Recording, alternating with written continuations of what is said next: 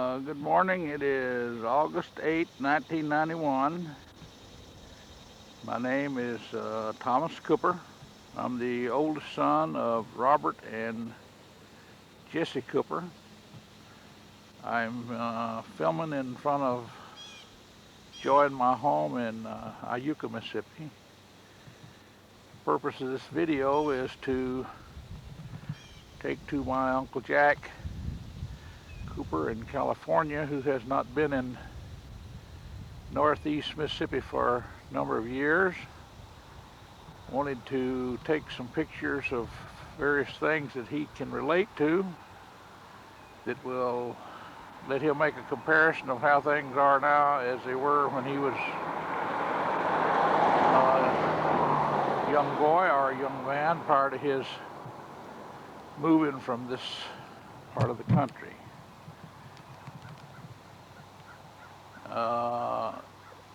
Our home is 5/10 of a mile outside the city limits west of Iuka, Mississippi, on what I will call Old Highway 72. In making this video, I'll refer to Old Highway 72 White Rock Road as the original Highway 72, the east-west route out of Memphis, Tennessee into Alabama through Corinth, Mississippi and Alcorn County, and Iuka and Tishomingo County. When I refer to Old 72, it will be the paved highway that was built through here in 1936 and 37.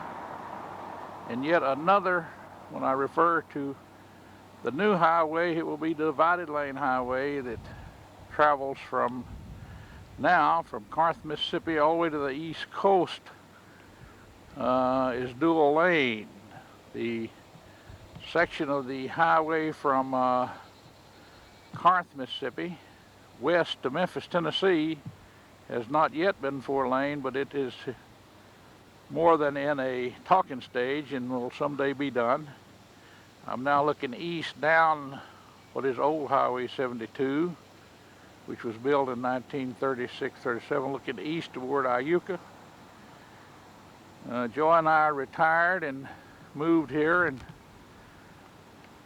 built a house on May 1st, 1988, after I had spent 37 years in the Chicago area working and preparing for retirement. We have 78 acres here. We don't farm, we just hobby farm. We got a tractor and a boat, so on, enjoying retirement.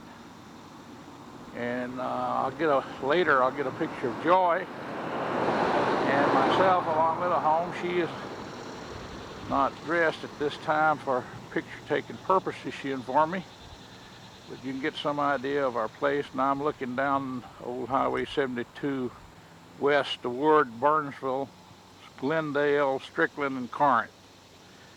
So Uncle Goody will be able to relate to those places, and I'll be traveling in that direction, taking some other film, some other pictures on this film, so that he will be able to get some idea about what is happening in Mississippi, or has happened in Mississippi since his childhood.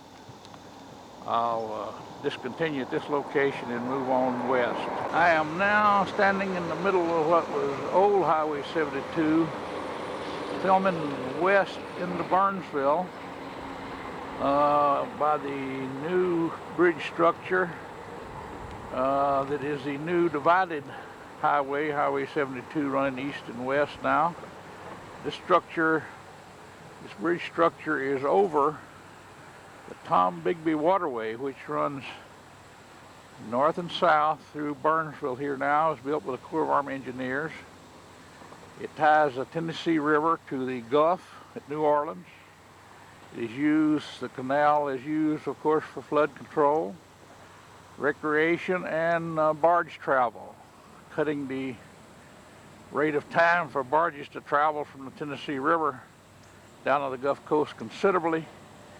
rather than having to go all the way over to Paducah, Kentucky, into the Ohio and Mississippi River and down south.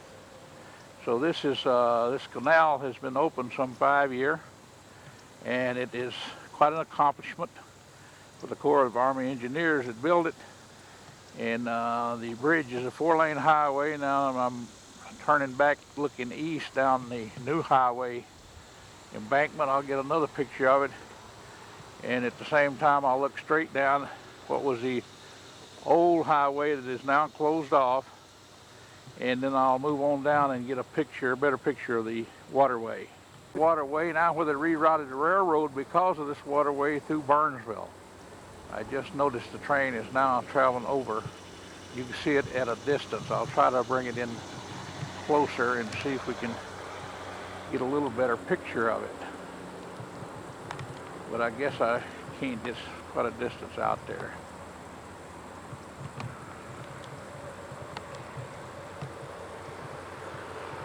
I am looking north up the Tombigbee Waterway toward the Tennessee River. You can see the railroad bridge crossing, and of course it's a short distance up there to where it ties into the Tennessee River.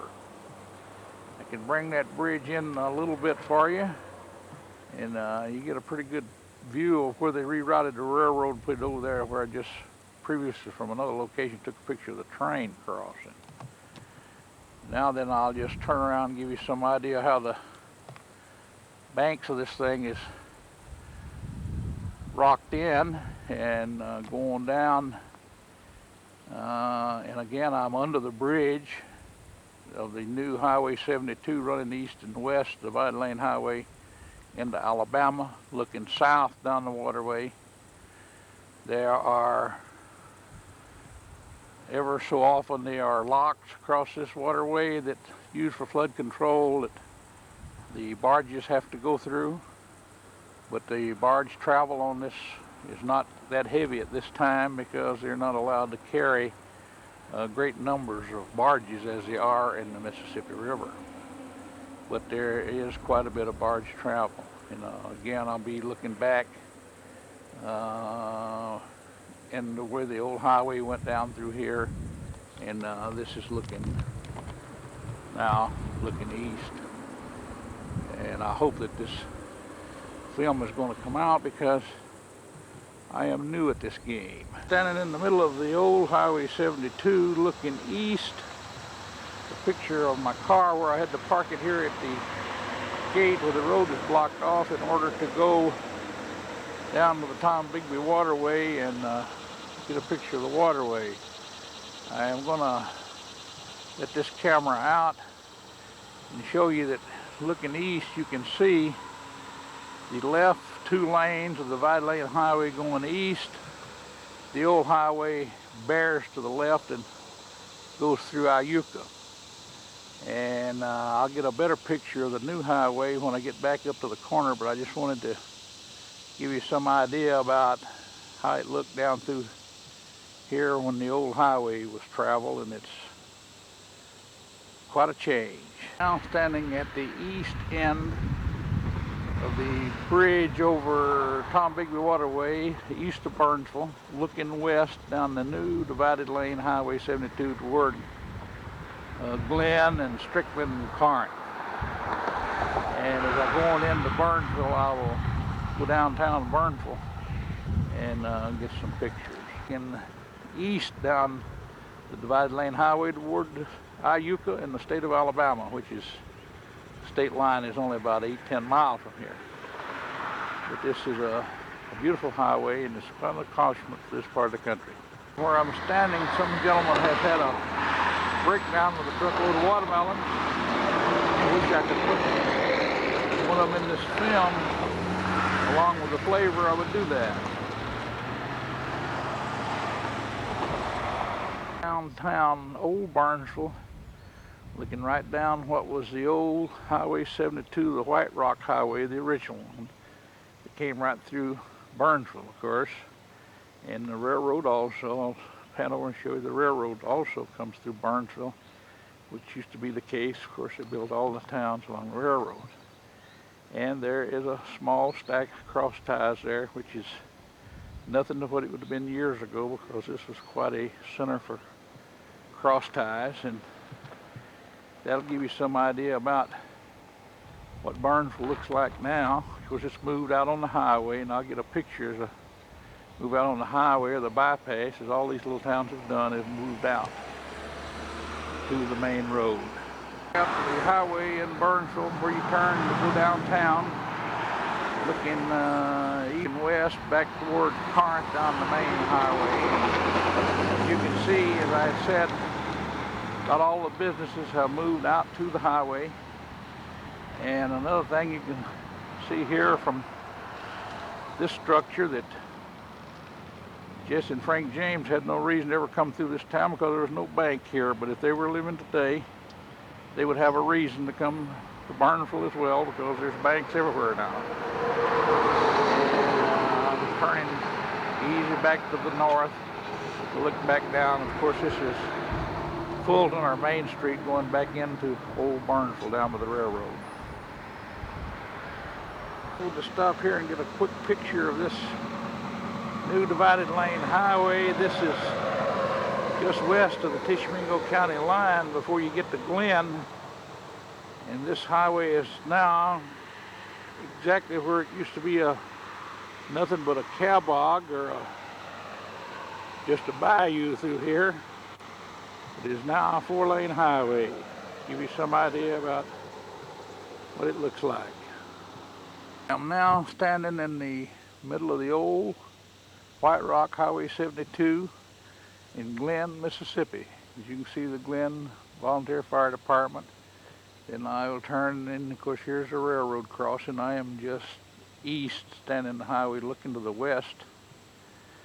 And I'll move on around, and you can see down that the highway is still White Rock on down beyond here.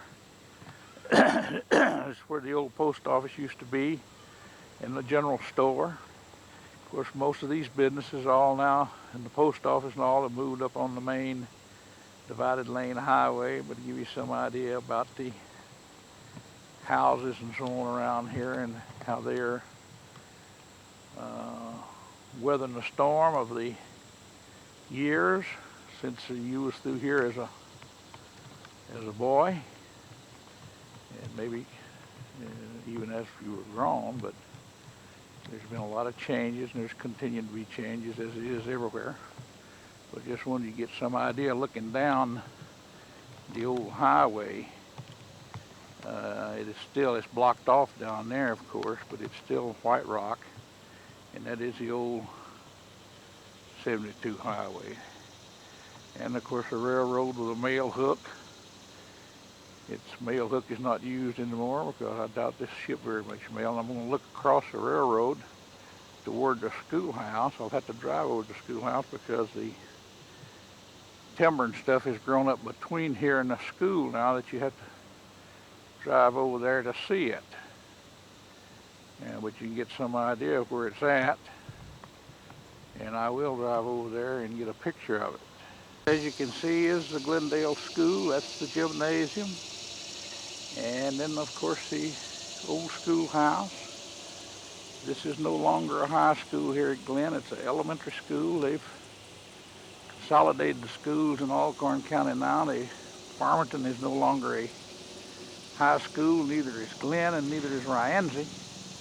However, they are trying to consolidate them further into 1 or 2 schools for the entire county, and they have already done that in Tishomingo County. There's only 2 high schools left since last year. They have consolidated, and there's no longer a high school at Burnsville, no longer one at Tishomingo, only at Belmont and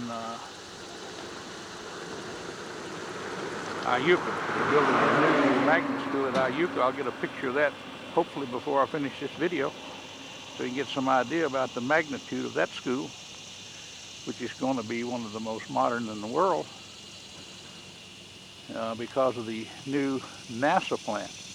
Now, this road I'm getting around now is the one that goes up through the hills around and comes out at Pleasant Ridge Graveyard. I'll go there, but I'll go in a different direction. I'll go around the highway. Standing on the new divided lane highway just up the hill from Old Glen, looking towards Strickland. This is the bottom east of Strickland, and when you look to the top of the hill would be where Strickland is. And I will stop there, of course. That's where the old highway crossed this one. And we'll get a picture of Strickland, and the new post office is down here among these other buildings for Glen. They built it out here on the highway. It's a brick structure. I'll try to get a picture of it as I go by.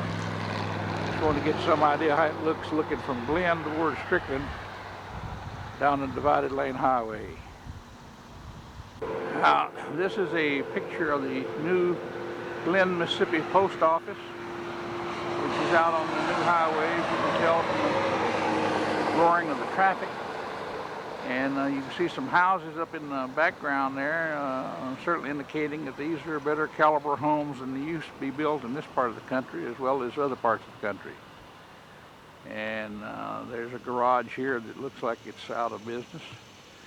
But this is in the bottom. Before we get to Strickland, there are some other businesses along the highway here, belong to some of the convoys and so on. They're still at the top of the hill of Strickland. I'll move from here on up there and film that area. Now I'm standing at the top of the hill in Strickland, looking east down a divided lane highway toward Iuka. And there are no businesses of any kind at this junction of the highways here anymore. The Forster boys are all out of business, and there are no stores here or in the old community of Strickland. I will turn around and give you some shots of it as it is. That's a highway, and I'm looking, of course, south toward the old community of Strickland. Along here is where the Hale de Forster run a store for years. But the wide highway came through, and there is no store here at all anymore. And as you can see, it's here from the road of traffic. This is the main divided lane highway artery. At the church, looking at the road that goes around to the old community of Strickland, I'll go around there and cross that old bridge and get some pictures later. I'm easing around now to look down west, down the new highway toward the Leanna Jones house. The new bridge across the railroad on the divided lane highway, as you can see here.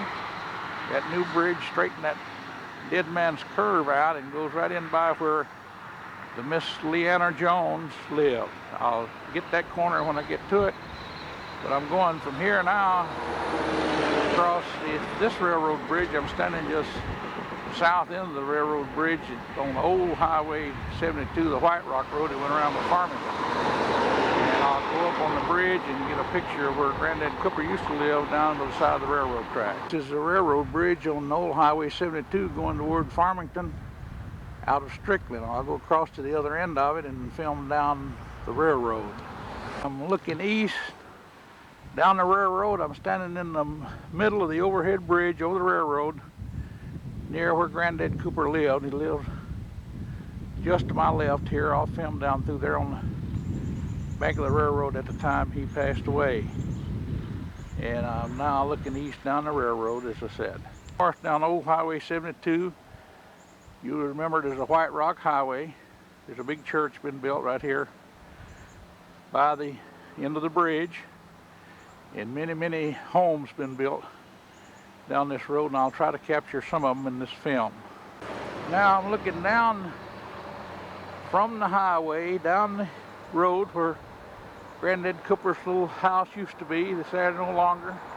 There's a big house been built down there, and as you can see, it's a lot of big houses have been built in this area. I'll move down just a little bit. They moved the driveway over, and I'll sight down the new driveway and get a picture of the house that's down in that area now. This is the road that turns off and goes down into where Granddad's little two-room house was along the bank of the railroad at the time of his passing. And I will go on up a little farther and get a picture looking west from this road to where the house he lived in when he was raising his family when they were small. And I'll go on to the graveyard and do some filming there. Now I'm standing on the highway looking west in a direction where Granddad Cooper's home was at the time he was raising his family, or when his family was small. And it's out there. You can remember how far it was from the highway west. And as you can see now, it's lots of houses built here in this entire area out through here, and that whole field is full of houses. And of course I don't know who lives in them or anything about it, but there is no structure, none of the old original structure still standing in Granddad's house at all. Just panning up and down the road front here to give you some idea about these houses and how many has been built here. And that's looking, of course, towards Strickland, and the other direction you'd go around by Farmington. Now I'll go from here, which is only a few hundred yards, up to the Pleasant Ridge Cemetery and get some film of that and the family graves and so on. And then of course there's none of the structures left around the old Miss Ruth Roaring place, or I would get some film of that, but I'll get a film of the area anyhow. Right at Pleasant Ridge Graveyard, I'm looking west toward Farmington, out toward the old Ruth Roaring place. They own a lot of land out there. There's a lot of timber grown up and so on. As you can tell, there's nothing to be seen out there. There is a junkyard here adjacent to the cemetery, which is an eyesore. There's been some talk about it, but nothing ever anything done about it. And also there's a observation tower here that I will film for you that is looking up for the forest rangers to use now to try to prevent forest fires. And these houses are just across the street looking west from the cemetery. Cemetery looking east through the fence, as you can see. I'll go inside and do the best job of filming these family graves that I can with the experience I've had with this camera and with the ability of the camera to do that. But I give you some idea about the overall picture. The graveyard is well taken care of now. It has a caretaker, and we make donations regularly. And Ernest Knight is the caretaker, takes care of it, and we make donations, the families do, and to pay for the upkeep of the cemetery. And it's in, he got it in good shape. And I'll film on around. This is, like I say, I'm standing the road out in front, and I'll film around and get the entrance, and going around the gate is around here, and then I'll go on the inside and filming for the most part the family plot of our family, including my mom's dad, my granddad Haney, my Uncle John Henry Haney, the Coopers, and the Haneys. As much of them is buried here, and I will try to get individual graves for you and focus in, and as I had said, do the best job I can with this camera, not being too aware of how it works. Okay, this is Granddad Cooper, Joseph Cooper, 1867, 1940. This is Grandma Cooper's stone here. It's hard to make out, it's an old stone, it's hard to make out all of the writing on it. And my age 65 now, I have to have my glasses on. I can't use my glasses and the camera at the same time. So I'll do the best I can with this. And this is the rest of the family up and down here. This is my sister, Bonnie the triplet, that died in 1939. And then we'll go down to Mom and Daddy's headstone. You can see that Mama died in September 1985, and Daddy, of course, died in November 1972. Then we go on down to other graves. There's some Vanivers in here. That's some of Ernie and Roxy Vaniver's family. And then we get on down to Granddad Haney. Dee Haney, of course, died in 1935, and then Uncle John Henry Haney.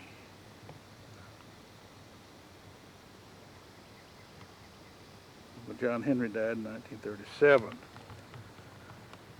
And then you can get a general idea about the cemetery, the big oak tree, and the many, of course, tombstones of loved ones of many families that's died and been placed here.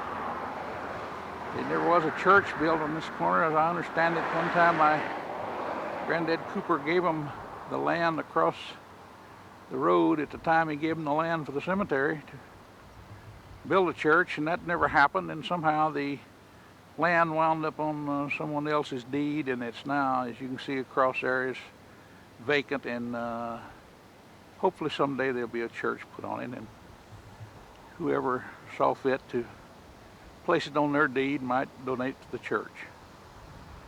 And I'll move on from here and go on down to some other places of interest and try to capture some today's happenings in Mississippi. Here at the cemetery at the corner, I get some pictures of the candidate signs. This is election year in Mississippi. You can get some idea about all these folks that's wanting to represent us somewhere. Now I'm looking at the old wooden bridge across the Illinois Central Railroad going into the old community of Strickland. You can see that it's still a bridge of age. I'm looking north back across it, and I'll turn around and look south down the road toward Old Strickland community and going down there and film that. The road now, as you can see, houses have been built all in here also. This is the road that goes down to the Old Strickland community. I'll go around the curve down there and film that corner because there's no businesses down there anymore either of any kind. Down in where the old community of Strickland used to be, I pat around because there used to be a schoolhouse here and a store, and there's houses built here now, but there's some old stores around. But this is at the corner, and I'll back off from where I'm standing. I'm standing under the big oak tree where you used to turn in to go in the store. You sit right in here, and now I say there's no kind of business. There's people built houses, but you can see that big oak tree I'm panning past now. That's the big oak tree that's been standing here for many, many years at this corner. And I am looking now south past the community down the country road, and I'll pan on around. That's the house Red Fox Stevens lived in right there when he passed away. And this is the old Beauty and Frank DePorster home across the street. They both dead and gone. Some of the kids or the grandkids or somebody, no doubt, are living here now. But this is the old community of Strickland. More, I'd like to get this picture of this old big tree. I want to walk off down here and do that because that's the only thing here that appears to be original. We're getting a picture of the old big oak tree at the entrance of the community of Strickland. That tree knows a lot of things and can tell nothing. Probably good for a lot of people that can't talk. But anyhow, it's a whatever story is here now, you're getting. I'm filming the lot where the old Leanna Jones house sat at the corner here of the highway. As you can see, the part of the old structure is still here. Up there, and there's, for the most part, it's high weeds and so on, but that's where her house sat, where many kids played many a day. And looking right off now because the new highway came across this corner here, and you can see the junction of the highway here and the cars passing. This is looking northeast across the new highway, and I'm going to go out in the new highway and film it so I can look west down into the Jim Mateer bottom and so on, and we get some idea about how this thing has changed around here.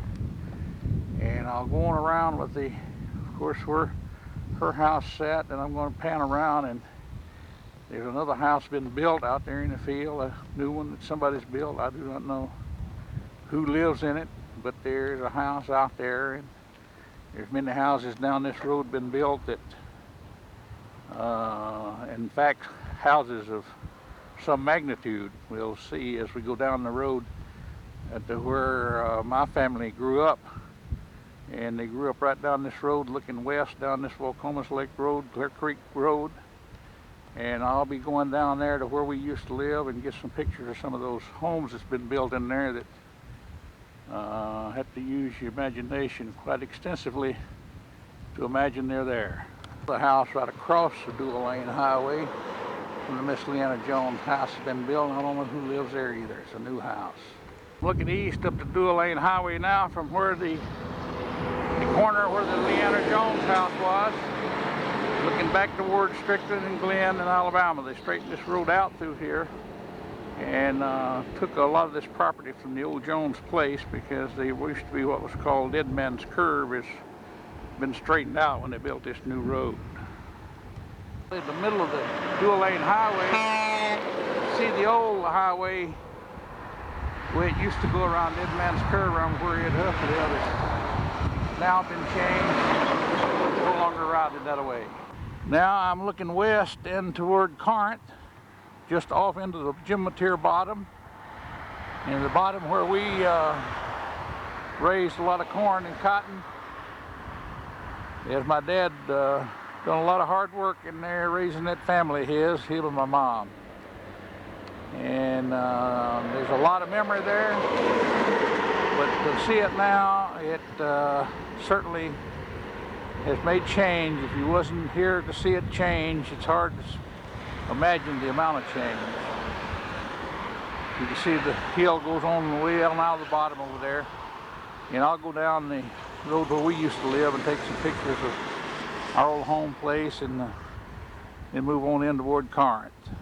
Standing directly in front of the old home place, the old Jim Mateer home place. There's no house here. The barn across the road is all gone. The house is all gone. But I want to get a picture of the road and give you a picture of some of the houses that's built along this road now, from just across where the old Mateer barn used to be. These houses are built thick now in this part of the country, all the way up this road, looking on back towards Strickland.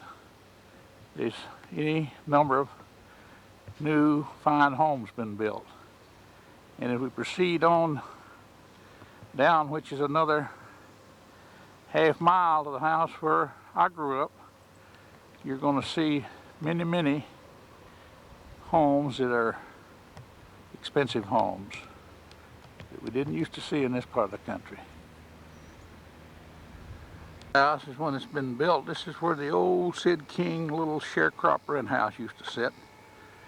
And this is quite a house, been built here by one of Arch Little's sons, I believe. And it's really a nice place. There's many of these houses on this road. They're thick. Now all the way down to the Weaver property where Miss James used to live. This is the old home place where I grew up. Dad and Mama raised a big family of kids on this farm. We didn't own it. It was owned by the Bashaws. My dad rented it, managed it. It was 160 acres of farm. Now there's only about 2 acres left with the house, and just panning around you can see houses all around it where it's been sold off and developed, and people have built houses around here in these big homes. And over in front, but in the bottom there's a big lake, covers several acres. This is one of the older houses built out here by Billy and Catherine Johnson. But you can go right straight where I'm now looking into that bottom. There's a big lake with many big mansion type homes built around it. And it just houses everywhere here in this area. So I'm now looking down the road toward where Miss Mary James and them used to live. Because I can remember when there was only 4 houses on this road, and certainly not the case now. But the old house where we grew up is well built, it's well kept, it still looks good. It was built out of good material, and it's an old house, but it's a beautiful home.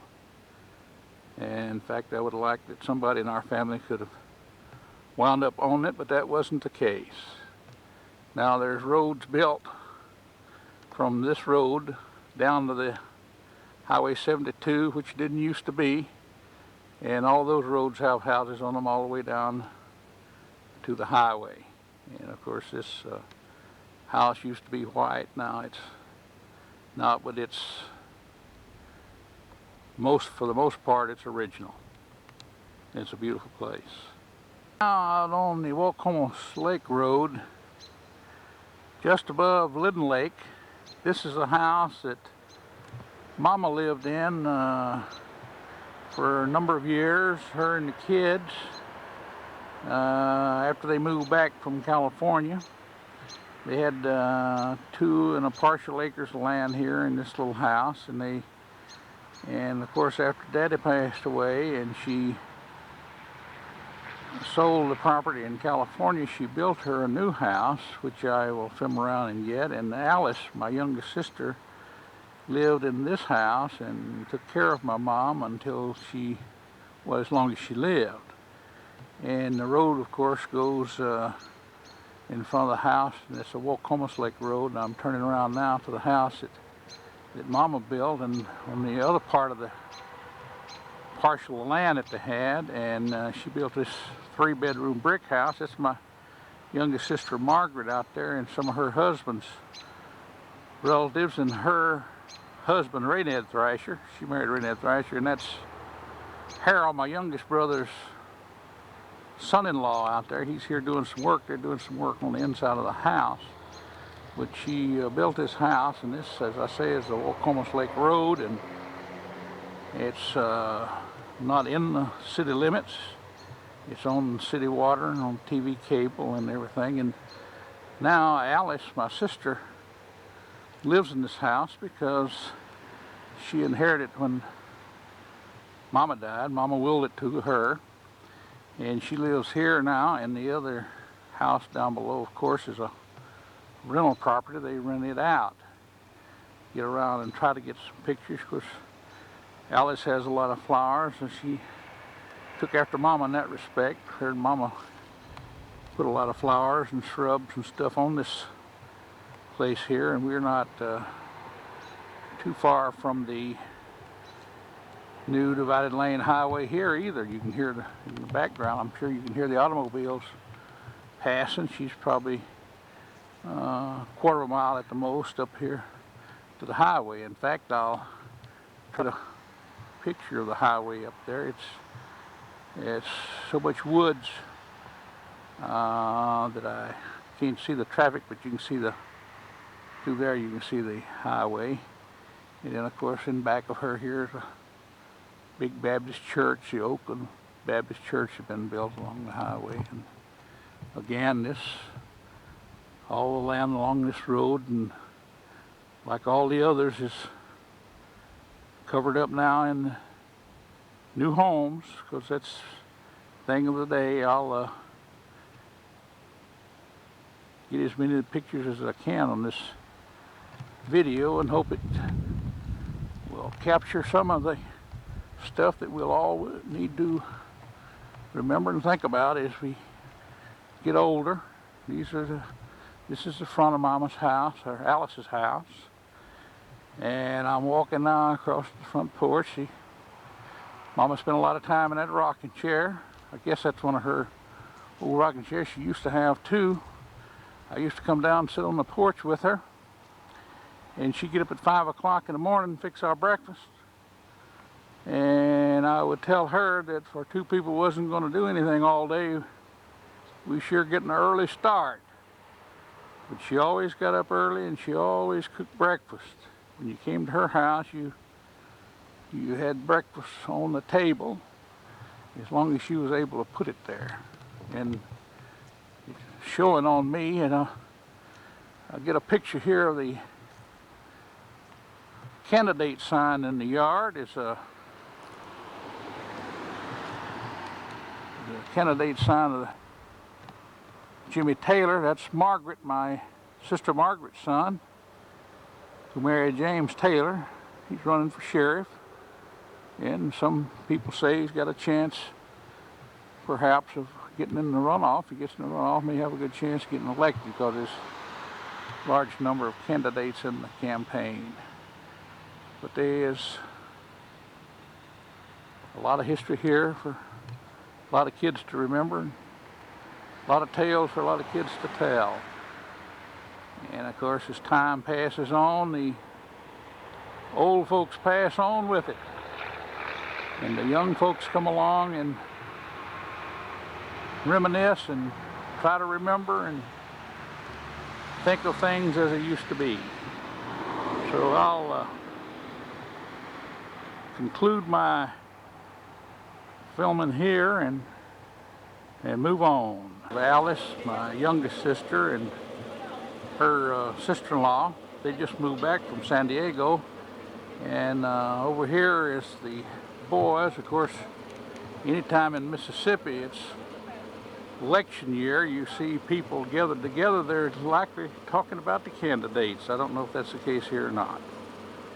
But anyhow, this is Ray Ned on the right with his turning his back to me. That's Alice's husband, and that's his brother on his left, and that's Harold's son-in-law, Mr. Glover, here on the left side facing me, and the other kid, I don't know who he is. He's helping them do some work around here. But you can see the tops of other houses back in there. It's been built around in this area. I'm standing along the highway looking right across Lyden Lake. You remember the old highway across Lyden Lake? Now the 4-lane goes right through it. The right side of the lake is dry, but that's looking down in toward Corinth. As you can see, a lot of the businesses from Corinth have moved out along the new divided lane highway, and the same thing is true over, this is the east side of town. Same thing is true on the west side, where they built a new hospital on the west side. And I will try to get some more pictures of the courthouse and so on as I move on into town. I'm at Lyden Lake now. You can see, if you look to the left in the picture, you'll see the water. Taking a picture of the back side of the county courthouse, Alcorn County Courthouse in Corinth, Mississippi. I'm on the north side, shooting south. I'll go around the other corner, get the other side later with a clock on it. Now I'm taking a picture looking south on the east side of the courthouse, looking straight south down where the jail used to be, and K-Temnick and all the beer joint and everything when Corinth was a open town. And I'll get the east side of the courthouse while I'm here. That's the east side, and I'll move around to the front and get a picture of that street and the front of the courthouse. Now I'm getting the front of the courthouse, and I'll climb up here and see if I can get the big clock. But this is, now I'm looking west, which would be down Walden Street. I'll step here to the corner and take a shot down Walden Street and then get a front shot of the courthouse. The courthouse is still active. All the county offices in here at this time. Now I'm looking west down Walden Street in front of the courthouse. Got some of the benches here, and some of the people, of course, are still sit around here and talk and whittle. This will be an election year. They're talking politics. And this is the courthouse. That's the other part of the county courthouse. See the clock. Got some hecklers in the background there.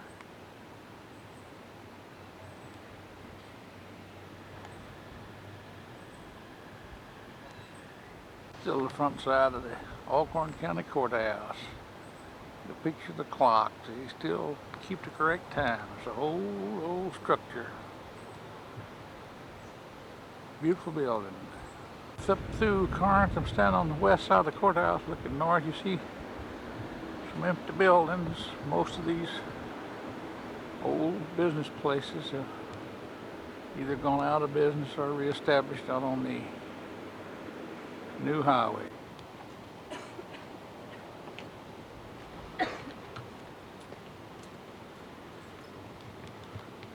A picture of the old Corinth, Mississippi post office building. It's empty now. They built a new post office. Still a good building, but they auctioned it off and for a nickel on the dollar. I don't know who's got it or what they're going to do with it. Turn around and show you some of the other old buildings in the town that are victims of time. No longer in business. Many of them are not. Some of them are. As you can see there. Well, I'm back on the stream again. I am now in south of Burnsville, Mississippi, at my youngest brother Harold's house. He is inside. I'll get him out here in a minute and see if he is suitable for picture taking. This road here is the one that actually goes down to what used to be Leedy, Mississippi, along the railroad. So it's about 4.5 miles south of Burnsville, and the road turns west down to old Leedy, Mississippi. I'll get Harold out on the porch and see if I can get him to pose for me. I'm recording, and he has come out on the porch this time. Look like he's dressed suitable for picture taking. Got his Coca-Cola uniform on. He works for Coca-Cola Bottling Works, and he's lived here in Burnsville for a number of years now. So I'll discontinue this program at this time. Back on camera again. This is my sister Margaret's place. She's not at home, so we're not going to be able to get a picture of her.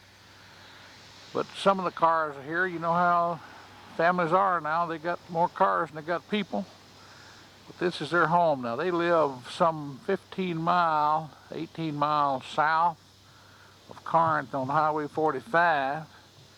Highway 45 is now in the process going south out of Corinth, being 4-lane, and as I will show you later when I film that a little bit, they got a little farm here. Margaret's husband, James Taylor, is retired from Coca-Cola Bottling Works, and Margaret is now retired, and they do a little truck patching and canning and coon hunting and enjoying life. It's all retirees do. This just give you a little idea of their place. They have a comfortable place here, and the highway like to have gotten it.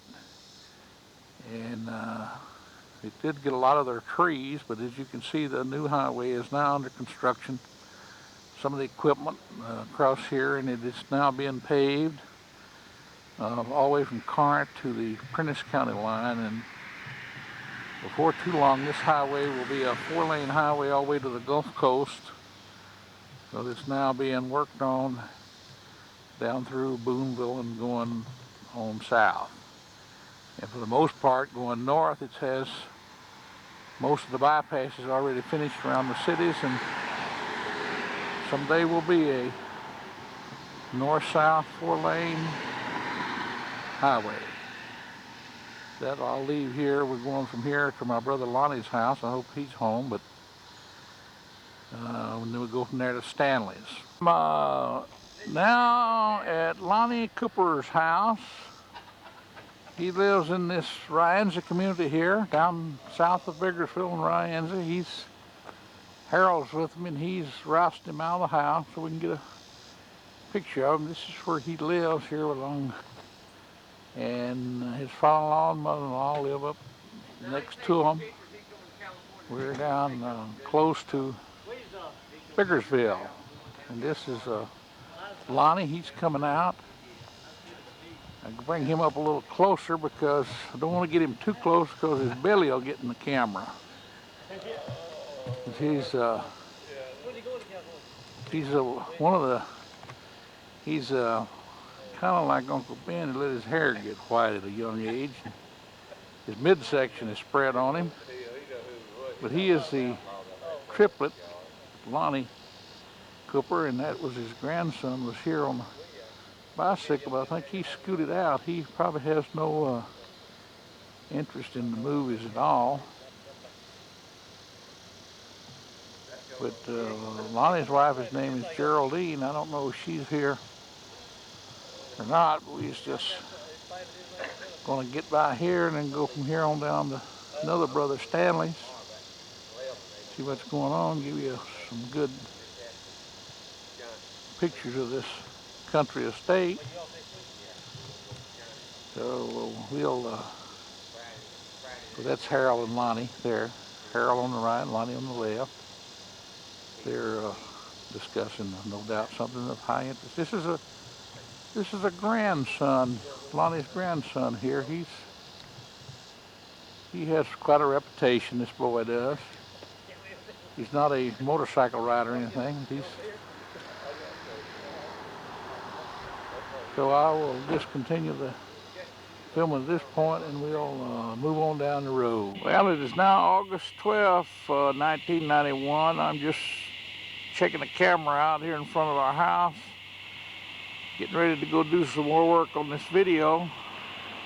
Just want to make sure the camera's clicking before I get started.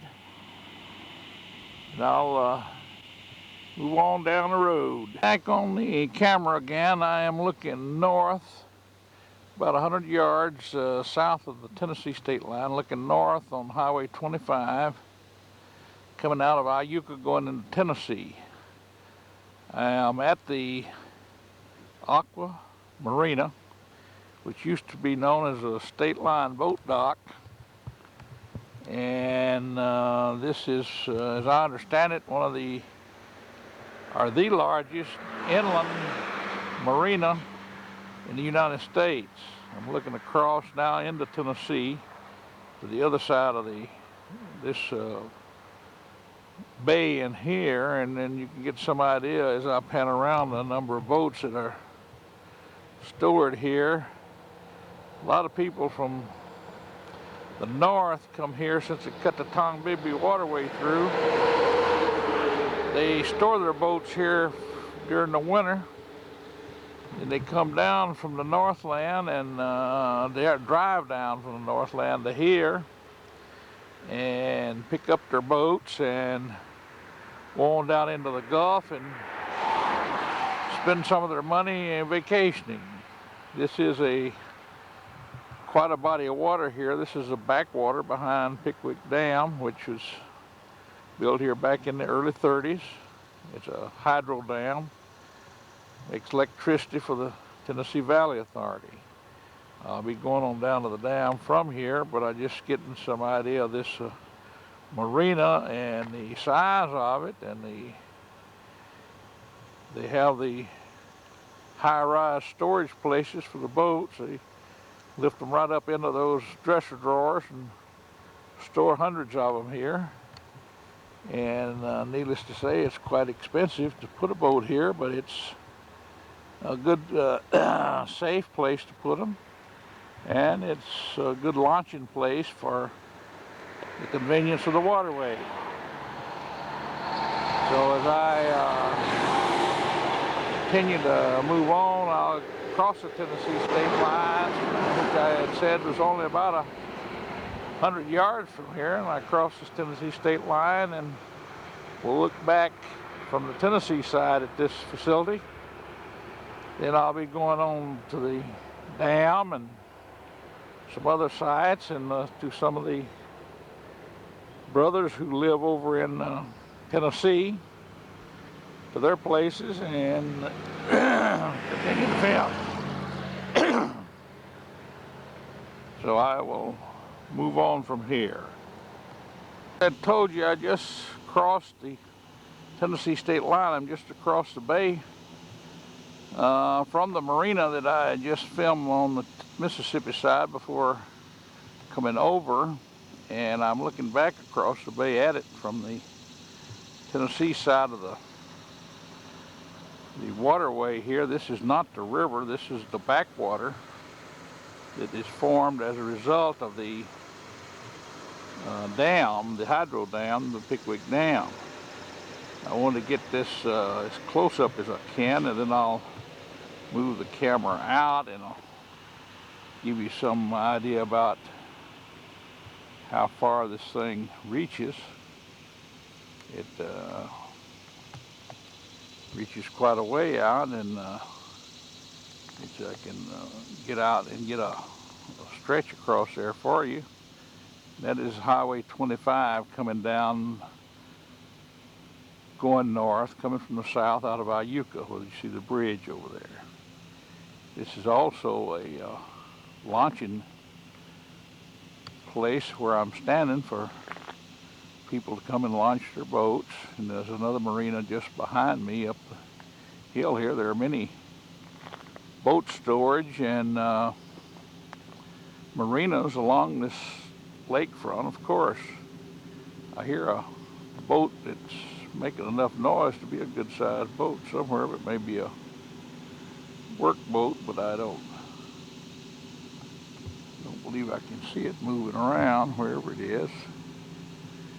But they, as I said, they store boats in that facility over there up to about 6 high, I believe. And they got a big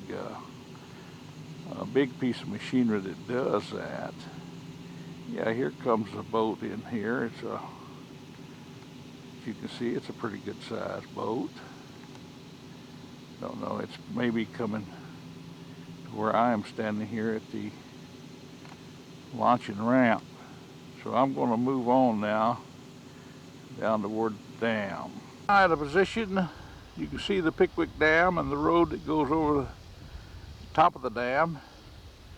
This road was added some years after the dam was built to go across. Used to have to cross the river on a ferry south of the dam, below the dam.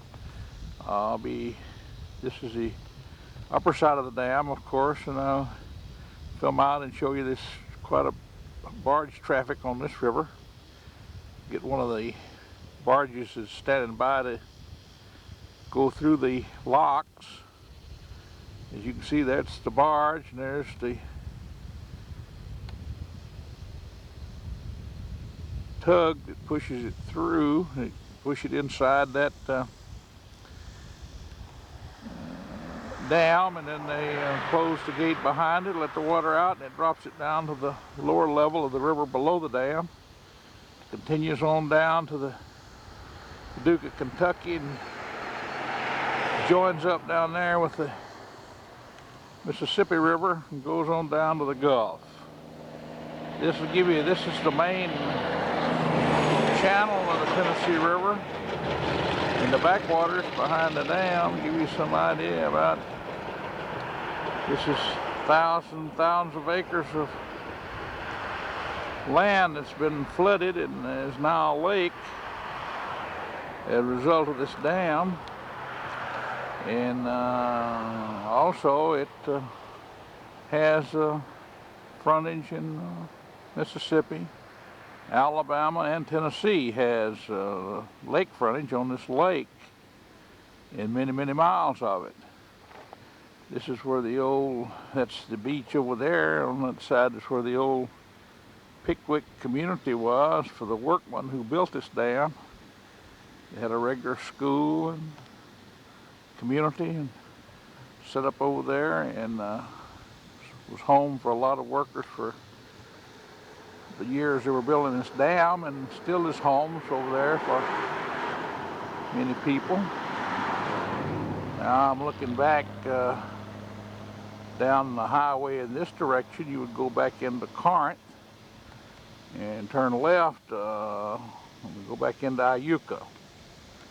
So I'll move on and get a better picture of the other side of the dam, and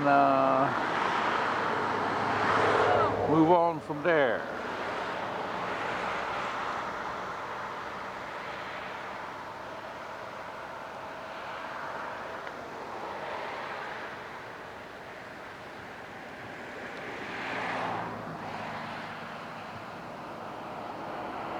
a beautiful body of water across the dam. I'm still filming from the upper side. That's the same tug that I got a picture of before from the other side.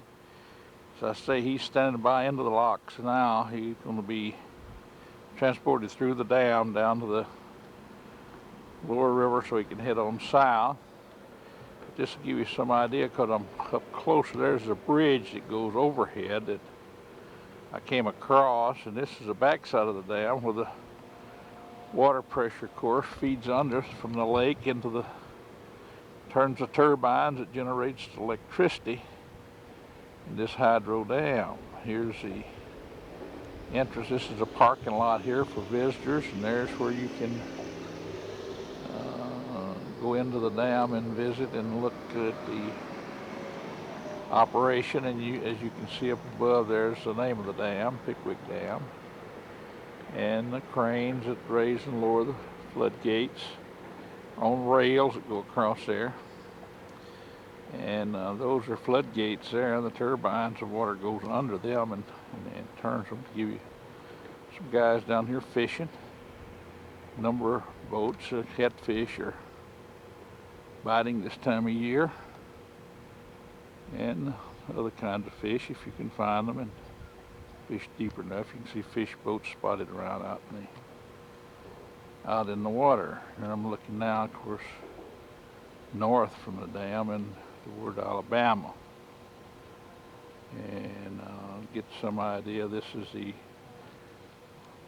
where they, of course, how that's the edge of the water there, but then the dam, of course, is built with, you can see from here to my left, big rocks and stone and so on. And I want to get a picture of one of the propellers off of the turbines, give you some idea about how big they are that are in here. They sit in that bottom of that dam vertically, and the river water pressure turns them, and consequently they generate electricity. And that's the way that system works. And then I'll pan around here and get the back side of this. Up again, there's a road that came over, and you can get some idea from, if I can pick up the river below, what's the difference in the height of the depth of the river water behind this dam as to what it is below. It's quite a drop to the water level below the dam. I don't know if I'm going to be able to pick it up, but I'm going to estimate it for you later on if I can't pick it up where I can get a good picture of it. But it's quite a bit of difference that those barges have to be lowered to go through this dam. So I can get an idea there. Maybe I can when I get below the dam. So I'll move on down and see what I can find down there. Below the dam, I'm looking towards Savannah, Tennessee. That's where the rock bed of the dam comes across. You can see, and I'll just film right on across for you, and then back toward the river. Give you some idea. You can see the road overhead going over the dam, and I'll be panning right on around and get a picture of the dam itself. There's the entrance to the dam from up above, and here is below the dam. You can see now this section, you can see the water whirls below. That is where the water pressure is coming under the dam. We call it the bogs. See for people down there fishing. That's the bogs where the water flows under the dam, turns the turbines, makes electricity. And then the next section over there is the floodgates for to maintain the level of the river. You can raise it or lower it with those floodgates. And then the other part coming down from it, of course, that's where the barges go in and come out. The theory of that is they pull the barge in the gate, close the door behind it, the tank's full of water, empty the tank, the barge is in on the lower level.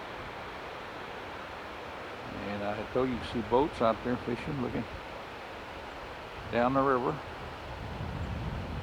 The river flows on down, and I had told you that I would estimate the difference in the water level below the dam as to what it is above the dam, and I'm going to say between 50 and 75 feet. And the water level above this dam is what it is below it. Again, there's a flood control. You bring it in, that's where the flood control gates are. The water runs over that. And then that again is where the barges come through. And I'll bring you in closer here and give you where the balls flow under. And people in there fishing. That is dangerous if you don't know what you're doing to get in those balls, because that undercurrent is terrific. There's been some people that didn't handle that just right. It's no longer with us. And give you the crane here on the side of this. It travels on the rail, as you can see. It's up and down there that operates those gates.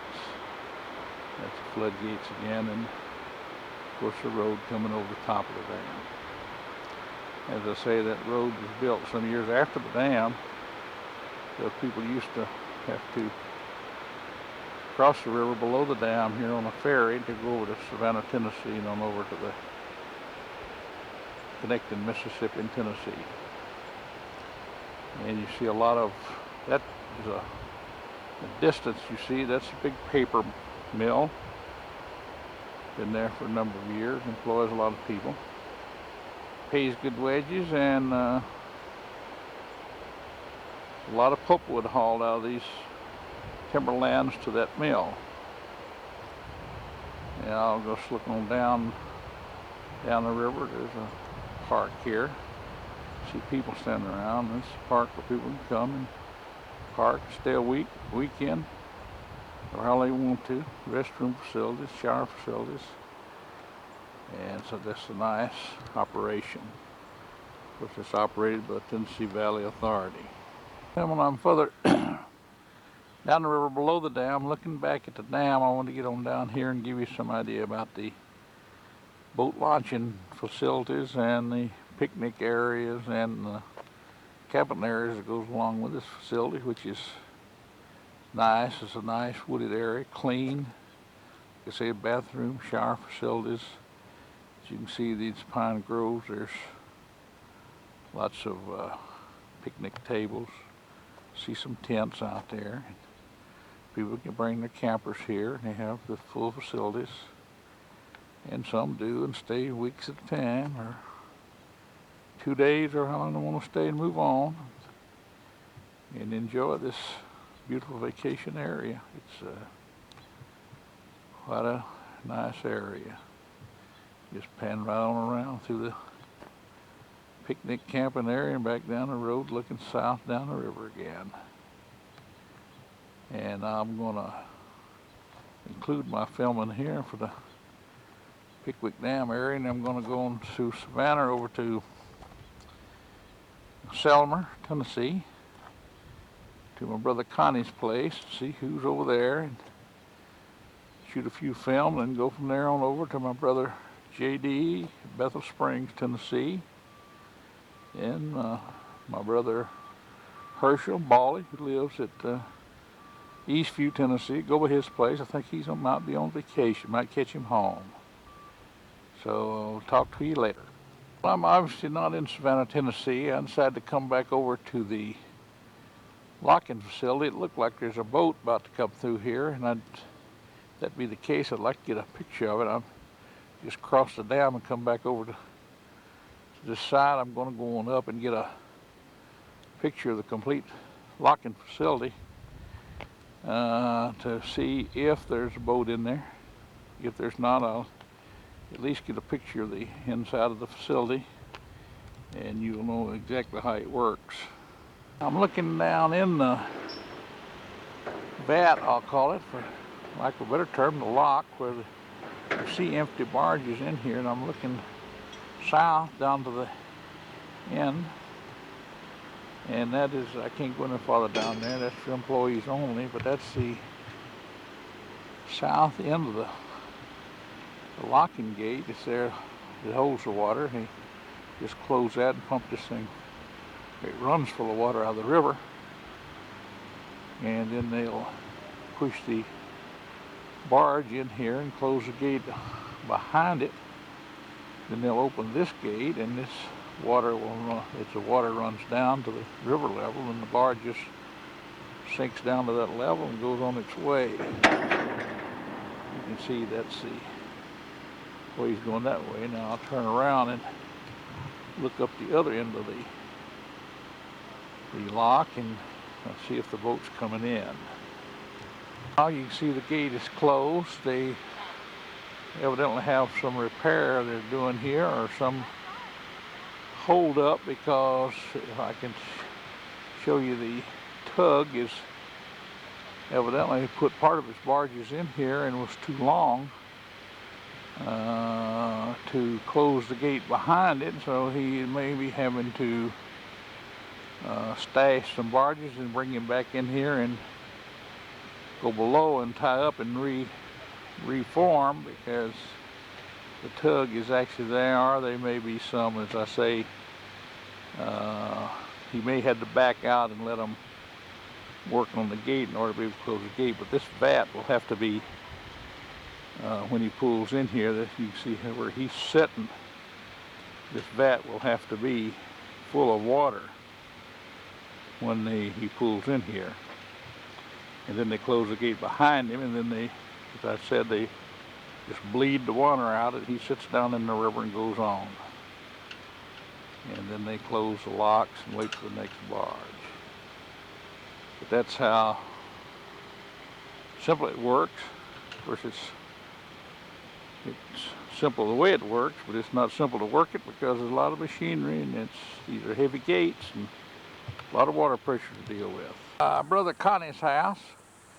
There's a tornado came through here in about April and blew a lot of things away. To give you some idea of the shed, there's Connie standing over by that one. He hadn't had a chance to rebuild it yet.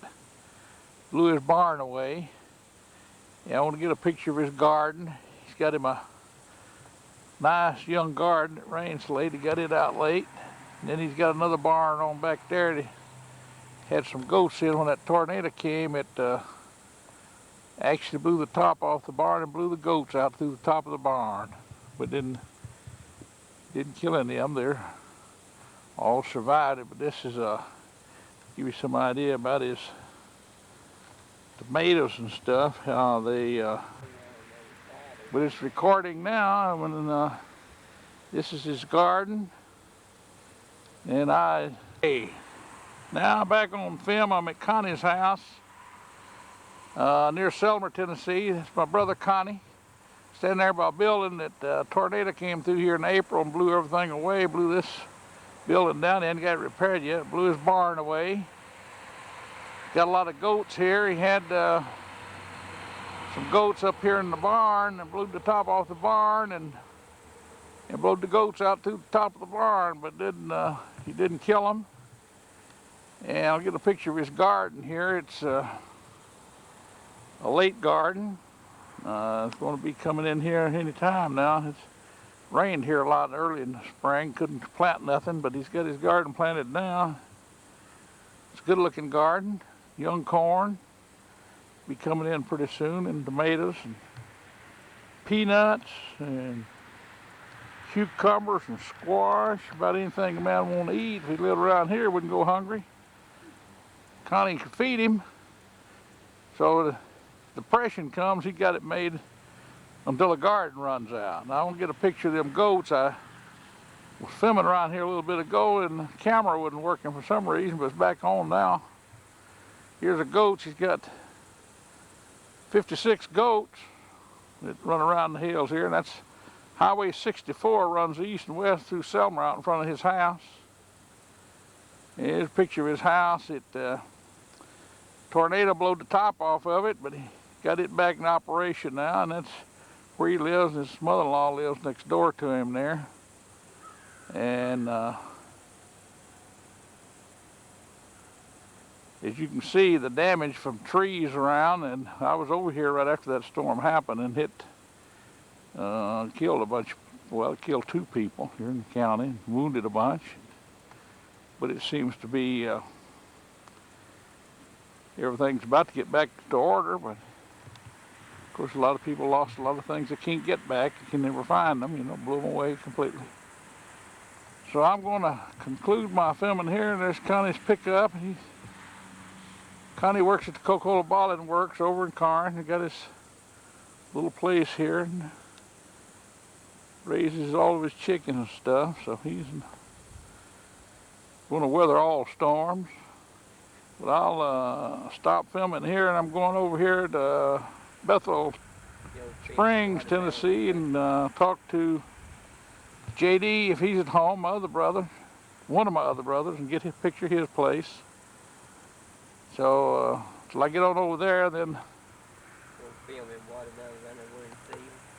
just a minute. He's talking about some watermelons. I want to get down there where I can see the watermelons and get them. I'm back on the other side of the corn. I didn't realize he's got these 3 rows of white Crowder peas down through here, and them are scarce this year because Crowder peas didn't develop too good, and he's got some watermelons here on this side of the corn that I was about to miss when I filmed on the other side of the garden.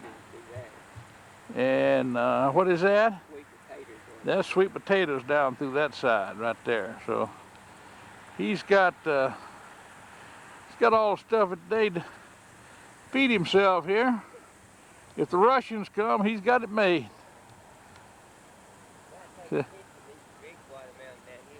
He want me to get a picture of his big watermelon. Let me get down here and down on the. I was about to miss the big watermelons. You can see them laying in the vines here. And them watermelons look to me like they're ripe. But I don't know if he's eating them yet or not. But that's pretty nice watermelons. On his wife, Mary Lee, and then behind her is a 4-wheel drive. And it's also a boat. They ride around here and troubleshoot the fences and so on. And Mary Lee's mom lives next door to him. I didn't get too good a picture of that house. So you see, they live right side by side here. And Mary Lee doesn't work. Connie works at the Coke plant. They got 1 son at home yet, and then 1 son married and a daughter married. So I'll stop all this Hollywood stuff now and move on. I just started to leave, but I didn't want to leave till I got a picture of these flowers right here in front of the house along the highway. That is a beautiful bed of flowers. I'm looking from the highway south to the front of his house now. I'm like back out in you've already seen the goats in the goat pasture, but I'll come back and get this is the front of his house. Looking back to the shed that was blown away by the tornado. I'm at JD's house now. I'm one of my other brothers, filming back from front of his house out to the road to where the entrance to his property here is, and I'll get a picture of his place. JD's legally blind and he's crippled. He's had a couple of artificial hips put in, and he's got some goats and stuff. Him and his wife Carolyn live here. They have 1 son, and she has 2 daughters by previous marriage. They have some grandchildren. JD has 1 son, and he has a grandson. Him, got a beautiful home here. They have built this house. Hasn't been built too long. He's got some goats also. These boys have them goats. My son over in Hawaii has got him some goats, so I'll move this house back so I can get it all in the picture. I was up a little close to it, but this house is built, of course, to accommodate him being crippled and blind. It's got all the built-in facilities that for his convenience, it can be possibly developed to like wheelchair ramps and rails on it. He's got his property cleaned up and fenced so that he can see the bulk of a person and see, probably get around a little bit in the house, dark spots and light spots. But that's about it so far as his eyesight is concerned. But he can go around his property. He likes to get out and fool around with. He's got him an orchard and a pond, some goats. I'll go around the back. He's back there somewhere and find him and get a picture of him and his wife, Carolyn. Got him a golf cart. This is Carolyn, his wife. She just told me he's back there on the golf cart. He may, I don't know what, he may think I'm from Hollywood with this thing here and go running off or something. But I'll go on over and find him and get a picture of him. This is the back of the house. You can see the patio, and then, as I had said, it's built with ramps to accommodate his condition and so on. And so you can see the ramps coming out the back and his barn down there, and he's got him a golf cart. Carolyn said, I better get behind a tree. He might run over me. I'll watch for him. He'll be up through here somewhere. I'll find him.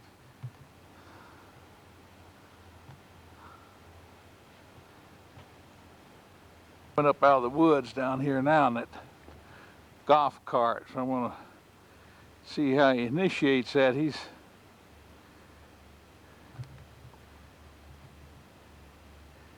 got himself pretty well orientated so he can move around with it. He's got a pond back there, and he's got a young orchard. Had some watermelons last year back there, and the goats got them, eat all of them. After watermelons got almost ripe, they went back and plugged them all for him and destroyed them. But there he is off opening his gate, I suppose. Let me reel out a little bit. Maybe I can bring him in a little closer. See if I can get him in here a little closer and see what he's up to. Yeah, he's getting back on that golf cart now. And he's going to be coming on through that gate. And we'll get him when he comes up through there and see where he's going to park that machine. He's got it on the brake. So he's, I guess, I'm going to close the gate now. He's got his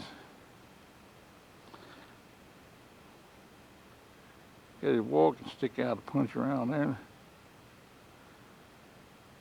He's gonna close the gate. I don't think he does a lot of heavy farming. He probably does a lot of heavy riding on that golf cart.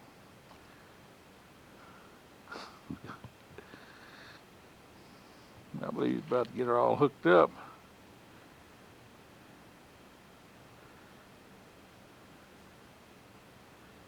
Yeah, now he's getting back on the cart. We'll see where he parks it.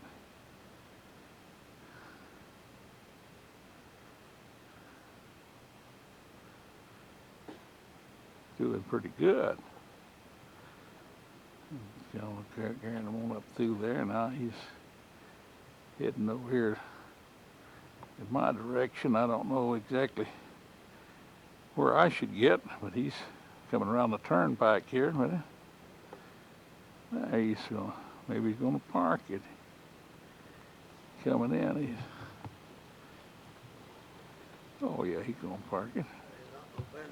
Well, huh? I did not know banisters off. You missed the bridge. Yeah. I do that sometimes. How you doing with that buggy?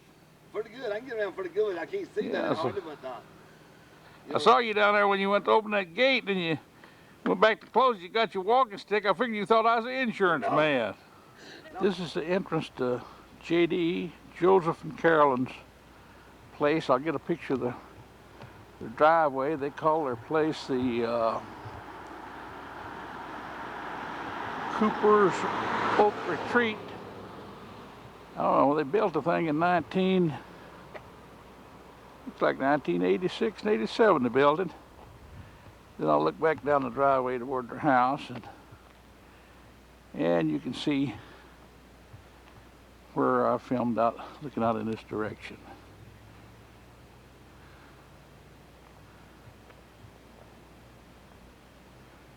So then I'll move on from here. They got a fence down the front of their property along the road. as you can see. This is the new magnet school that I spoke about earlier in this film. It's a high school being built in Tishomingo County after the consolidation of all high schools into one with the exception of Belmont. This school is probably going to be open at the following Labor Day for its first school session. This is a fine school facility. I'm standing looking south with my back to old Highway 72. You can enter and exit at this school facility from both the old Highway 72 and the new highway. I'll go on around on the other side and get some other pictures of it. I'm going to bring it in a little closer from where I'm now standing as I bring it in to give you some idea about the size of it. This is of course, the east side, and this is the north side of the building, and then I will get some pictures of the other approaches to the building once I move on in on the property. This time I'm on the west side of the property, looking back to the east at this side of the school facility. You can tell probably from the height of the building here to the right, that'll be the gymnasium, I suppose. There's another entrance here. There's still a lot of work taking place around here because they're frantically trying to make all the finishing touches to get this school open for this school year, and that's what they are committed to do, and no doubt they're going to get that done. I'll move on down to the south side and look back at the property and give you some idea about what the facility looks like in that direction. I've got it in a little close. I probably need to set it back a little bit so we can see it. I'm just moving back and give you another shot at it at a further distance because of the size of it. So I'll move on around and see the other side. From the south side, I'm getting a beeping from a camera to let me know that my divided lane highway, I'll get as much of this film in as I can with this battery getting low on me. I'm going to turn around and show you that this, I had said there's an entrance and exit to this dual lane highway on on the south side here. As you can see, the highway here and the entrance and exit. The entrance is down in that direction. The exit, of course, is further over, but you can see this is a big facility, and I'll bring this thing in a little closer here from where I'm standing. We can get a better look at it a little closer up and give you some idea about the parking space and so on that's here with the facility.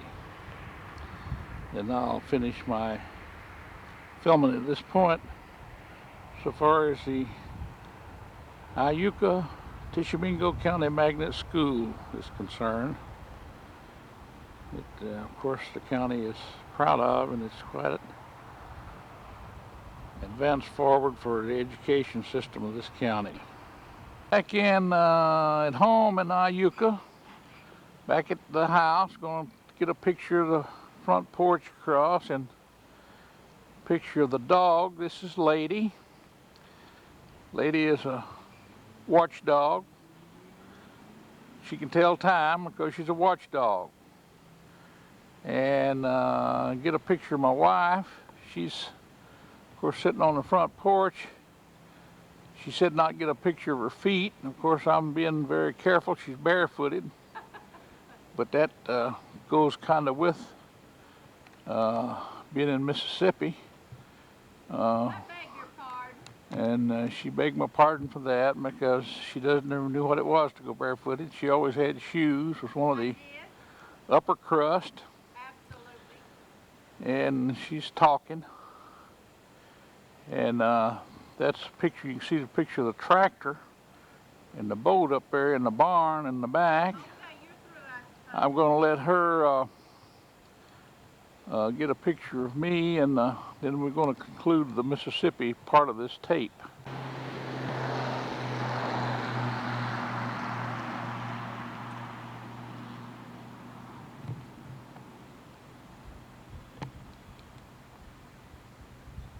Still filming?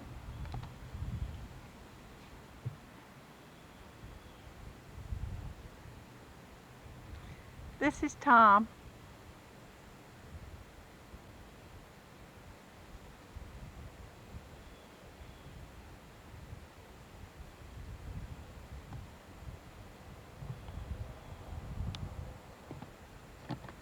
Okay.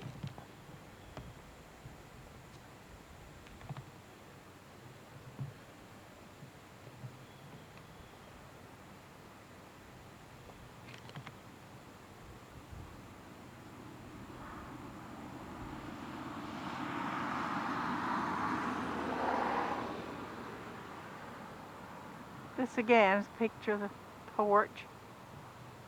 My beautiful flowers. So this concludes my part of it.